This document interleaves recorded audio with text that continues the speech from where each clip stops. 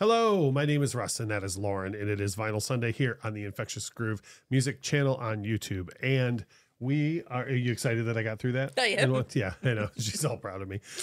We are yet again looking at a release from Fleetwood Mac, but this is one that I think I knew was a thing, but I'm Fleetwood Mac fan. She's a bigger Fleetwood Mac fan than I am, but there's some bands that there's enough releases out there that they come and go, and I just kind of forget that they happened. I get it. And this was a thing that I knew about it. I think maybe I thought it was a Record Store Day limited thing or something and just didn't figure out, but we were out in the wild recently and we saw it, and we were, good, baby. Yeah.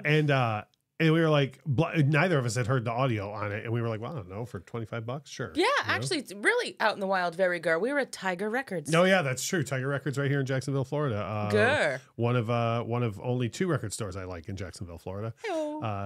Tiger Records is definitely a great one. And we found this Fleetwood Mac there. It was new. It was sealed. It was like $25. 2 LP. Fleetwood Mac in 1977, not the original lineup, but what many people view as the classic lineup of Fleetwood Mac. So it was kind of like, how could we go wrong? Right.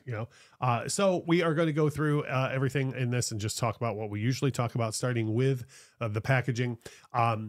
This is run-of-the-mill packaging, but I don't have any problem with it. Right? That's fair. Yeah. You know what I mean? Mm-hmm. There's nothing, if anything, and we always put pictures up, so there'll be pictures of everything I'm talking about. I think it's a little weird that the gatefold has a huge concert picture, and then there's unnecessary text on the back of the record about the concert itself. That it just seems to me that the back of the record could have been the track listing. Yeah. And maybe put the info on the inside. I guess that's more art direction than packaging, right? Yeah, either way. I mean, that's such a nitpick. Yeah. I like the cover of it because Rumours is one of those things where Rumours is like Dark Side of the Moon or Sgt. Pepper, where people, you could a million miles away, people can spot what it is, right? Yep. So if you're going to do a live version of it, it's like, what do you do? Do you do a reverse polarity picture of the original cover? Mm-hmm. Or, you know what I mean? Yeah, what do you do? do? And they just found a good picture of Fleetwood Mac, surprisingly not looking all that high, which has got to be hard to come by. Yeah. So yeah, I like the cover art. I dig the, I don't know if I should put this in packaging. Color vinyl doesn't matter to me at all. If hot pink or clear or black or whatever, I don't care. As long as it's not a picture disc. I don't care. It's on what I think was listed on the hype stickers, crystal clear vinyl or whatever. Oh yeah, because everything with Stevie Nicks got to be crystal. Yeah, I know. There she goes again. The crystal visions. Yeah. But I don't care one way or the other about it. I don't even think it said on the hype sticker, because I think when we opened it, I was went, ooh.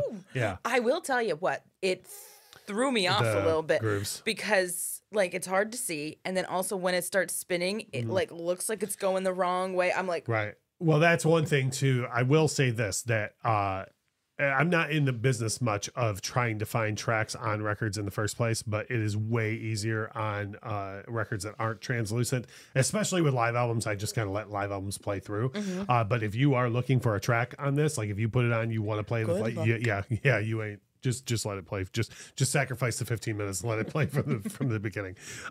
Sound wise, like I said, I don't have anything to compare this to because I've never streamed it. I didn't own it on CD. I don't want to dip too far into critiquing the show. Mm-hmm. At first, when you hear something like this, you're like, well, that sounds great. Why wasn't it released? Right. An example is Rush, has a lot of live records that never came out. And it's because they had a comedy of errors with them.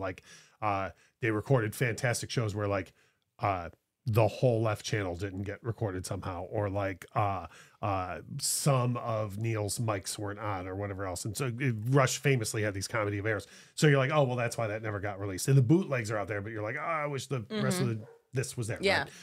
With this, it sounds good. Without inching too far into critiquing the show, there's enough mistakes here to where I think that the whole band was probably at the time was Christine was probably like, oh no. yeah. Oh no, you got away from that one, Johnny.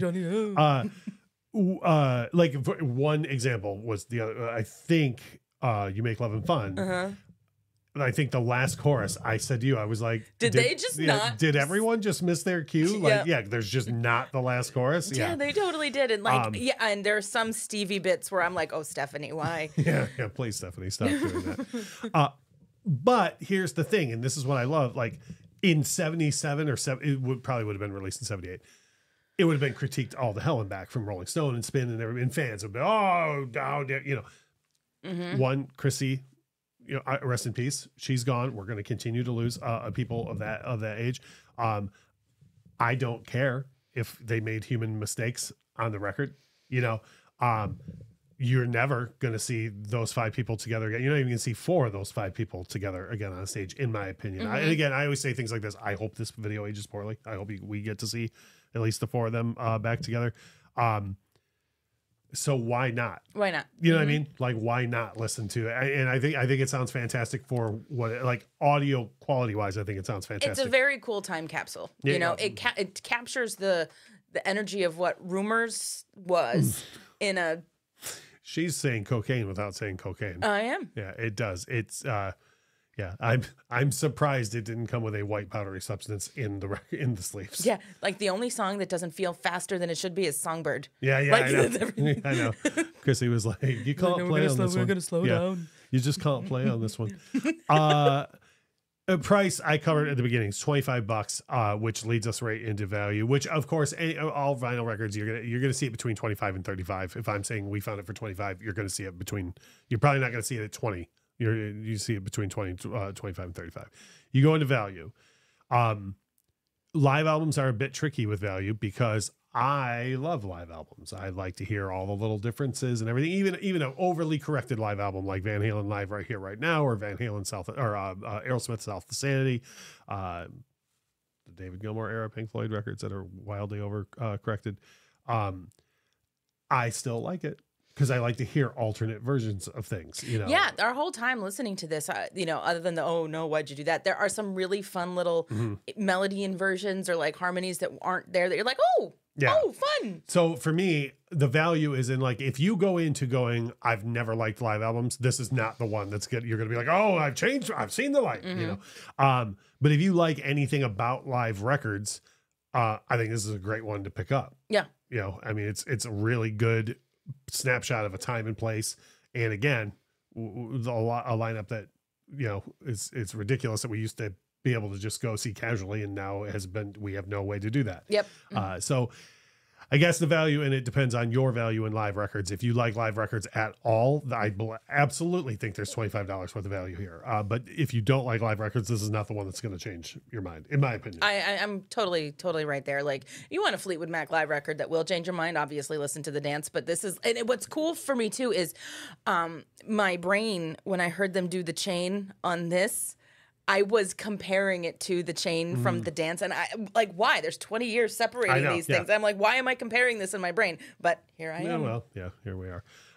But once again, my name is Russ. That is Lauren. We do these final videos every Sunday. Then we've got music discussion video through the week, and then we have reactions on Saturday. All things music. So if this is your first time on the channel, please hit the subscribe button, because we're awesome, and you can have a lot more of us in your life. We have like 600 videos on the channel already. That's a lot. That is a lot. And with more coming every single week.